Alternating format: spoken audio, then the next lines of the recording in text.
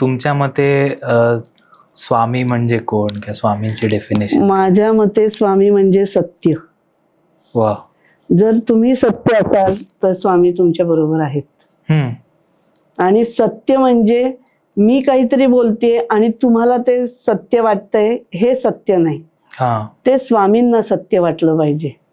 बर. जो म्हणजे एखादा आपण पाप करतो पाप, पण स्वामींच्या पुढे जाऊन जर तुम्ही ते सत्य म्हणून बोललात तर तर ते स्वामी आहेत. स्वामींच्या पुढे सत्य बोलायचे, आपल्या मनापेक्षाही स्वामींना सत्य बोलायची हिंमत पाहिजे. कारण स्वामींच्या पुढे सत्याशिवाय स्वामी नाहीत. असं आहे.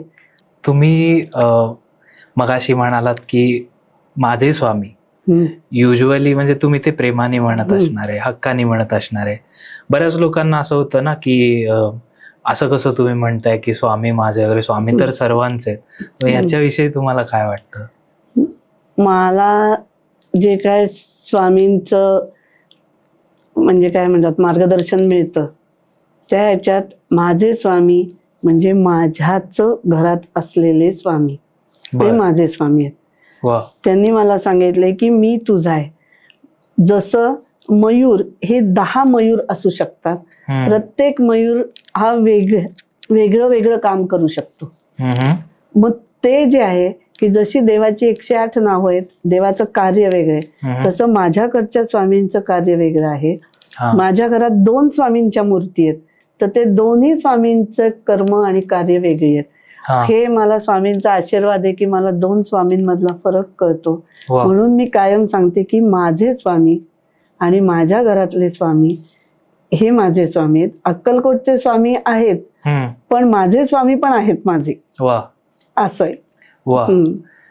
आता म्हणजे जसं तुम्ही सांगितलं की स्वामींच्या बाबतीतलं तुमचं प्रेम, तुमचा हक्क, तर मग कधी असं झालंय का की जेव्हा तुम्ही मठात गेलेला असाल किंवा कुठे गेलेला असाल, तिथे एक आपल्याला एनर्जी फील होते, जसं तुम्ही सांगितलं की लहानपणापासून ते तुमच्या सोबतच आहे, तर ती एनर्जी फील झालेली आहे, किंवा घरात असताना जसं तुम्ही सांगितलं, तर त्यावेळी काहीतरी कम्युनिकेशन होतंय किंवा काहीतरी तुम्हाला डिकोड होतंय किंवा ते उद्देश किंवा उपदेश तुमच्यापर्यंत पोहोचताय?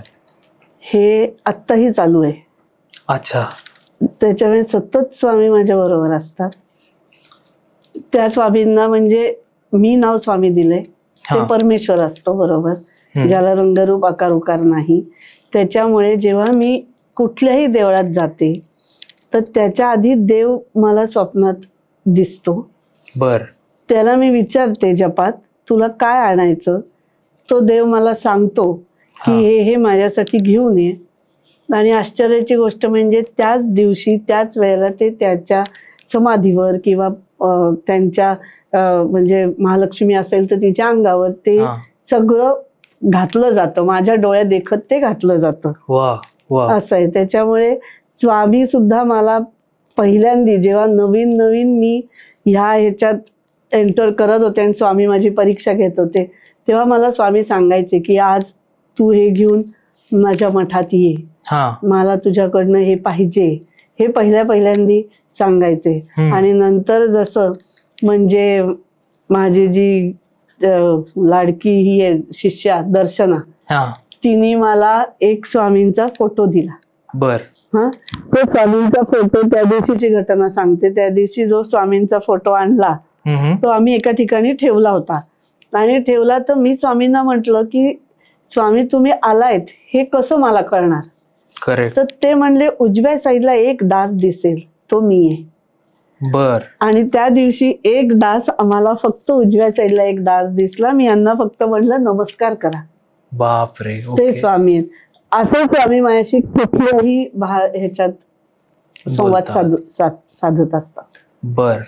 आता जसं आपण काय म्हणतो, आता ही आमची जी पिढी आहे, तरुण पिढी, तर यांना असं वाटतं की अरे काय प्रत्येक वेळी जाऊन नमस्कार करायचा, जप करायचा, तुम्ही तुमचं कर्म स्वच्छ ठेवा, कर्म करत राहा. तर ह्याविषयी तुमचं काय मत आहे? माझंही असंच मत आहे की तुम्ही कर्म करा, तुम्ही देवपूजेत तासन तास घालवा, कारण आजकाल तेवढा वेळ नाहीये कोणाला.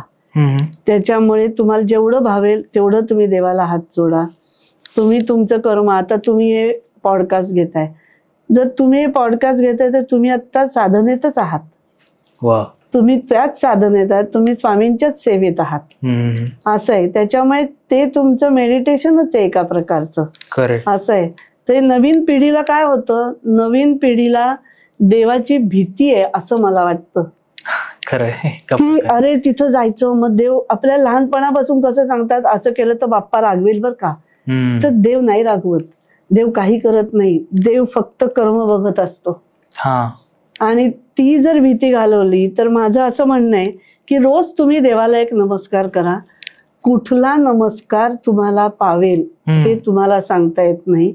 देव त्या नमस्कारातही ऋणी नसतो. तुम्ही केलेले जे नमस्कार आहेत की ज्याचा तुम्हाला फायदा नाही झालेला, पण देव ते लक्षात ठेवतो. आणि जेव्हा तुम्ही कधीतरी अत्यंत अडचणीत असाल त्यावेळेला तो सगळे नमस्कार आपल्याला परत देत असतो. त्याच्यामुळे रोज देवाला नमस्कार करावा अशी माझी एवढी माफक अपेक्षा असते. आणि माझ्याकडे असे कित्येक लोक होतात, ते म्हणतात आम्ही देवाला मानत नाही. तर मला त्यांच्याबद्दल अजिबात वाईट वाटत नाही. मला आनंद वाटतो की ते एका काहीतरी स्टेजला आहेत की ते समजतात आम्ही देव मानत नाही. त्यांना मी त्यांच्या आयांना सांगते की तो नाही ना मानते, तुम्ही त्याला माझ्याकडे घेऊन या, माझा माझ्यावर विश्वास आहे, तो उठताना मला मानून उठेल. कारण मला माहितीये परमेश्वर कसा असतो.